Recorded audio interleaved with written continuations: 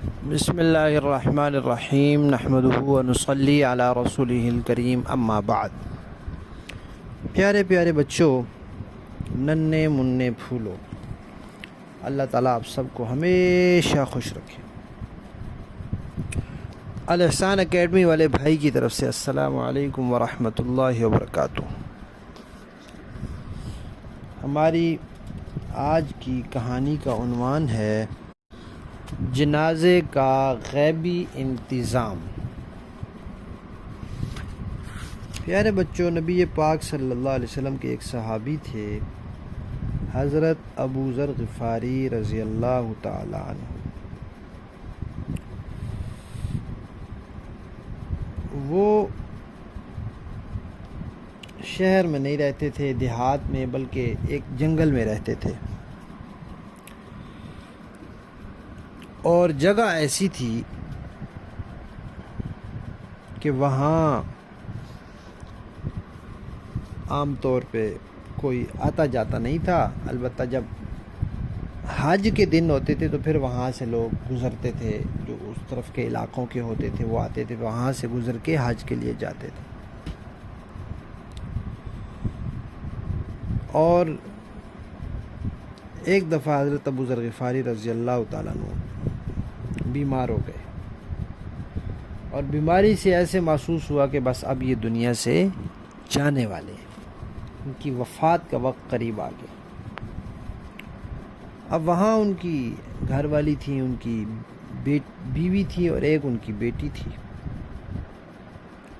اب انہوں نے کہا کہ آپ تو اب جانے والے ہیں اور ہم دونوں یہاں، تو کیسے آپ کو کفن دیں گے، قبر کیسے کھودیں گے، جنازہ کیسے پڑھیں گے، دفن کیسے کریں گے ہم؟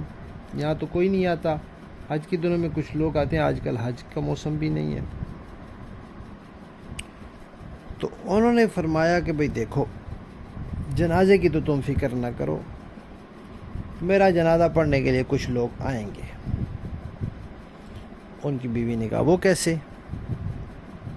انہوں نے کہا کہ میں ایک مرتبہ نبی پاک صلی اللہ علیہ وسلم کی مجلس میں بیٹھا تھا، اور کچھ اور بھی لوگ وہاں بیٹھے تھے۔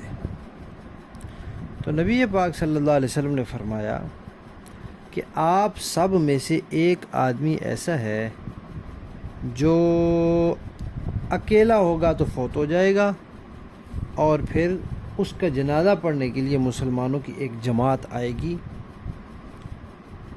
تو حضرت ابو ذر نے کہا کہ جس وقت نبی پاک صلی اللہ علیہ وسلم نے یہ بات ارشاد فرمائی تھی، اس وقت وہاں جتنے لوگ بیٹھے تھے سارے دنیا سے چلے گئے، اب میں ہی بچ گیا ہوں، تو اس کا مطلب ہے وہ بندہ میں ہی ہوں۔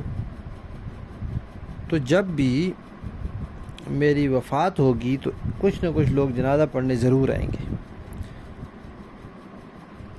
اچھا، پھر ان کی بیماری، ایک دن بیماری میں گزر گیا، دوسرا گزرا، تیسرا گزرا، تیسرے دن بیماری زیادہ ہو گئی، ان کو لگنے لگا کہ بس آج آخری دن ہے۔ تو انہوں نے بیٹی کو بلایا اور کہا کہ آج مہمان ضرور آئیں گے، تو آپ ان کے لیے روٹی پکا لیں، کھانے کا انتظام کر لیں۔ اور اپنی بیوی سے کہا کہ بھئی جہاں سے وہ راستہ ہے نا جہاں سے حاجی لوگ گزر کے جاتے ہیں، آپ وہاں جا کے دیکھیں، تو آج ضرور لوگ آئیں گے، تو بس جب آئیں تو ان کو ادھر بلا لینا۔ اس کے بعد حضرت ابو ذر غفاری نے بھیج دیا، ان کی بیوی چلی گئی، بیٹی نے کھانا چھانا پکایا۔ اب وہاں جا کے جو بیٹھی تو دیکھا کہ عراق کی طرف سے مٹی اڑ رہی ہے۔ تو جب اس جانور چل کے آتے تھے کچے میدان میں تو مٹی اڑتی ہے، تو پتہ چلا بھئی کوئی آ رہا ہے۔ جب وہ قریب آئے تو انہوں نے ہاتھ سے کسی کپڑے وغیرہ سے کسی چیز سے اشارہ کیا ہوگا، تو انہوں نے کہا کہ یہاں تو کوئی خاتون کھڑی ہے، تو وہ لوگ قریب آ گئے۔ تو انہوں نے ان سے کہا کہ بھئی یہاں ایک مسلمان ہیں اور ان کی آخری وقت ہے، تو آپ لوگ ان کا جنازہ پڑھ دیں، یہاں کوئی نہیں جنازہ پڑھنے والا۔ تو ان لوگوں نے پوچھا کہ وہ کون ہے؟ تو انہوں نے بتایا کہ نبی پاک صلی اللہ علیہ وسلم کے صحابی ہیں، حضرت ابو ذر غفاری۔ تو وہ لوگ حیران ہوئے، وہ بھی صحابی تھے، ان میں حضرت عبداللہ بن مسعود رضی اللہ تعالیٰ عنہ تھے، اور کچھ اور لوگ تھے۔ اچھا، وہ وہاں کیسے آئے؟ وہ ایسے آئے کہ حضرت عبداللہ بن مسعود رضی اللہ تعالیٰ عنہ عراق میں ہوتے تھے، کوفہ میں ہوتے تھے۔ تو حضرت عثمان رضی اللہ تعالیٰ کو کوئی کام تھا، تو انہوں نے کو کہا کہ بس آپ فٹافٹ میرے پاس آ جائیں مکہ شریف، میں مکہ شریف جا رہا ہوں، آپ میرے پاس آ جائیں۔ تو وہ اس لیے وہاں سے روانہ ہوئے اور یہاں پہنچے تو حضرت ابو ذر غفاری رضی اللہ تعالیٰ کی وفات کا وقت تھا۔ پھر وہ آ گئے، آ کے حضرت ابو ذر غفاری کو بتایا کہ یہ لوگ آئے ہیں اور یہ حضرت عبداللہ بن مسعود ہیں، تو وہ بھی خوش ہوئے۔ اس کے بعد پھر وہ فوت ہو گئے اور پھر ان کا جنازہ پڑھا انہوں نے، پھر ان کی قبر بنائی اور ان کو دفن کیا۔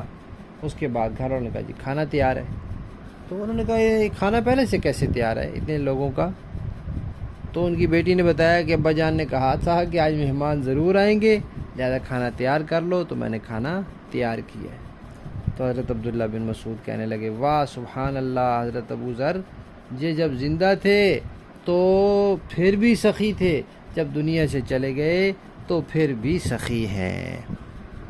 تو پیارے بچوں، اس طرح اللہ تعالیٰ نے ان کے لیے جنازہ پڑھنے والوں کا غیب سے انتظام فرمایا، اور جو بات نبی پاک صلی اللہ علیہ وسلم نے فرمائی تھی وہ پوری ہو کر رہی، کیونکہ وہ ایسی باتیں تو اللہ تعالیٰ نبی پاک صلی اللہ علیہ وسلم کو بتاتے ہیں، اور پھر جیسے بتاتے ہیں اللہ تعالیٰ ویسے ہی ہوتا ہے۔ کہانی ختم۔